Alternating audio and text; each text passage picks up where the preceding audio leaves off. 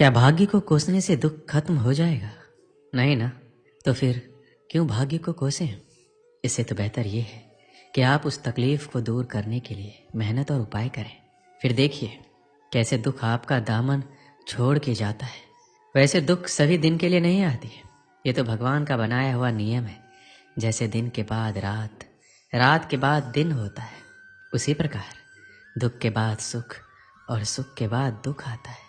और हाँ, एक बात और, भगवान किसी को दुख नहीं देते हैं। कोई भी बाप ये नहीं चाहेगा कि उसके बेटे को कोई तकलीफ हो।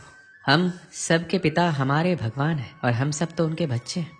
तो अब आप सोचिए, क्या भगवान हमें तकलीफ देंगे तो उन्हें पीड़ा नहीं होगी? वो भी यही चाहता है कि हमें कोई तकलीफ ना हो। हम अपने जीवन में कुछ गलतियां कर बैठते हैं जिसके कारण हमें तकलीफ झेलनी पड़ती है। श्री कृष्ण कहते हैं, भाग्य को कोसने से बस एक बहाना मिलता है हमें अपनी जिम्मेदारियों से भागने का। इसे बंद कर देना चाहिए और अपनी जिम्मेदारियों को समझिए। जैसे कोई विद्यार्थी पढ़ने के समय में खेलता है, अपने पढ़ाई से दूर भागता है। बाद में जब परीक्षा का परिणाम अच्छा नहीं आता तो वह भाग्य को कोसता है। आसान शब्दों में कहें तो मेहनती लोग भाग्य को कोसने के बजाय कड़ी मेहनत से सफलता हासिल करने में विश्वास रखते हैं। अपने दुख, तनाव या परेशानी के लिए अक्सर हम ही जिम्मेदार होते हैं। किसी काम को करते समय हमारी कोशिश में कमी की वजह से ही हमें तनाव होता है और हम दुखी हो जाते हैं। किसी भी काम को अंजाम देने के लिए 90% हमारी मेहनत या कोशिश का हाथ होता है, बाकी के 10% हमारे भाग्य का। इसलिए भाग्य को कोसने से पहले हमें ये सुनिश्चित कर लेना चाहिए कि कहीं हमारी कोशिश में कोई कमी तो नहीं रह गई, क्योंकि भाग्य को कोसने से कुछ भी नहीं होने वाला।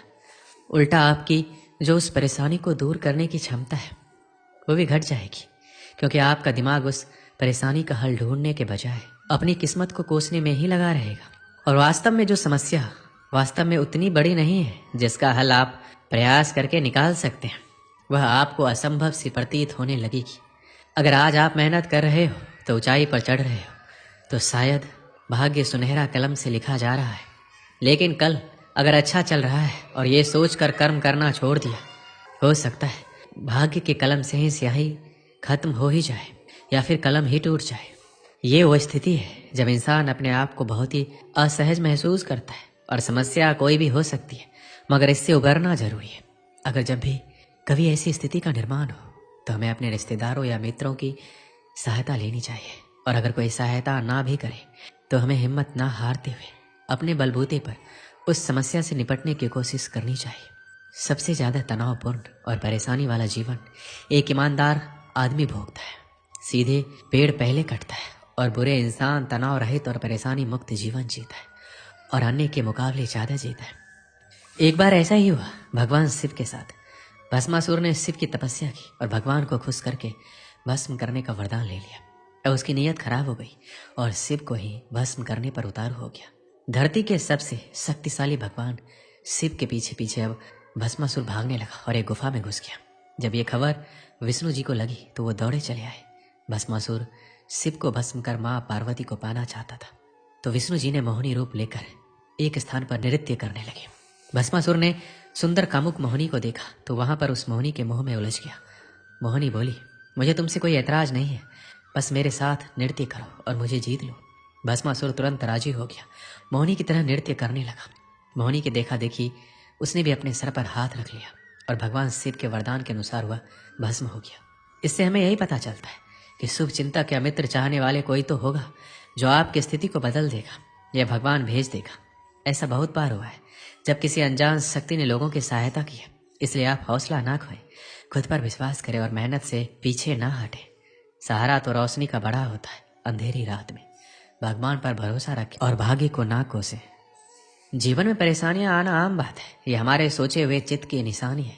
अगर आप स्वयं को जान जाते हैं तो कोई भी परेशानी आने की बात छोड़ो, आपको देख भी नहीं सकते। स्वयं को जानने के लिए समय निकालिए, मतलब अपने आत्मा को जानिए और आपकी सारी परेशानी खत्म हो जाएगी।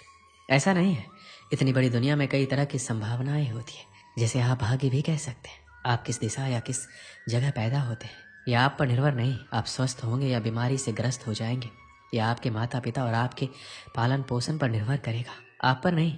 आप गरीब पैदा होते हैं या अमीर, ये भी आप निर्धारित नहीं करते। जीवन संभावनाओं का बहुत ही बड़ा खेल है, लेकिन जैसे टॉस हारने मात्र से खेल में हार नहीं होती या टॉस जीत लेने से जीत सुनिश्चित नहीं होती, उसी प्रकार गरीब पैदा होने से आप नहीं हारते या अमीर होने का अर्थ ये नहीं कि आप सफल हो ही जाएंगे। अब आप पर निर्भर करेगा कि आप जीवन का खेल कैसे खेलेंगे। एक बार एक सेठ जो कि जीवन भर सिर्फ और सिर्फ पैसा कमाने में लगा हुआ था, बीमार पड़ गया। जितनी भी दवा चिकित्सा की कुछ नहीं हुआ, तो फिर उन्हें उनके पत्नी एक साधु के पास ले गए। साधु उनको देखकर चिंतित हो गए। सेठ पूछे, क्या हुआ महाराज, कैसे ठीक होगी तबीयत? साधु बोले, आपका जीवन सिर्फ 6 महीने का है, उसके बाद मृत्यु योग है। इतना कठोर सत्य सुनकर सेठ और उनके परिवार वाले दुखी हो गए। सेठ तो खाना पीना ही छोड़ दिए। 2-3 दिन ऐसे उदास कर्म रहित रहने के बाद सेठ को पता नहीं क्यों एक अलग उत्साह जगा। वो सोचे कि अब तो मरने वाले हैं, तो क्यों ना खुलकर जिया जाए।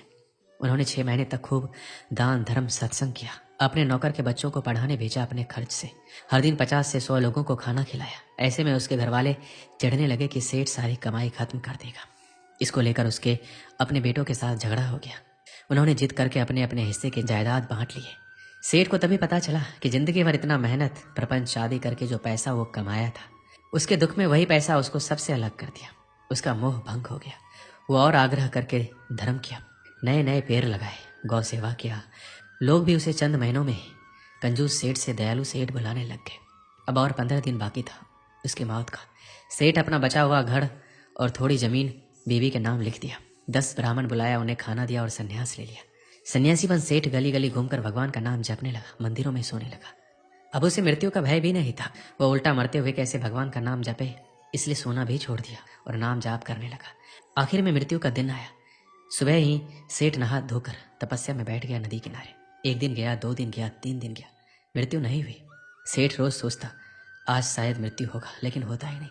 आखिर में ऐसा करके जब 5 दिन हो गए, सेठ मुश्किल से चलकर थोड़ा अनाज भीख मांगने गया। रास्ते में वह साधु महाराज मिले और उसकी मृत्यु के बारे में बोले, जो उसकी मृत्यु के बारे में बताया था। उसने साधु से पूछा, आप तो बोले थे हमारा मृत्यु होने वाला है, अभी हम मौत का इंतजार कर रहे हैं लेकिन आ नहीं रही है। साधु सेठ से कहा, आप बताओ इस 6 महीने में अपनी मौत को लेकर कितना डरे हो? सेठ ने कहा, पहले कुछ दिन को छोड़कर कभी नहीं, अभी तो गले लगा कर बैठा। साधु पूछे, इतने दिनों में तबीयत कैसा है? सेठ को तभी एहसास हुआ आजकल ना उसका तबीयत खराब रहता है, ना ही मानसिक रूप से तनाव में है। अब सेठ को समझ में आया कि उसकी बीमारी उसके शरीर से अधिक उसके मानसिकता से जुड़े थी, जिसको उसके कर्मों ने कुचल कर रखा था। अब सेठ सहर्ष साधु का चरण स्पर्श किया और उनका शिष्य बनकर बाकी जिंदगी शांति से बिताया। ये कहानी भले ही काल्पनिक हो, लेकिन भाग्य कैसे मनुष्यों के कर्मों से जुड़ा है उसके बेहतरीन ढंग से प्रतिपादित करता है। दोस्तों, इस वीडियो में बस इतना है। मिलते हैं अगले वीडियो में। अपना ख्याल रखिएगा। जय श्री कृष्ण।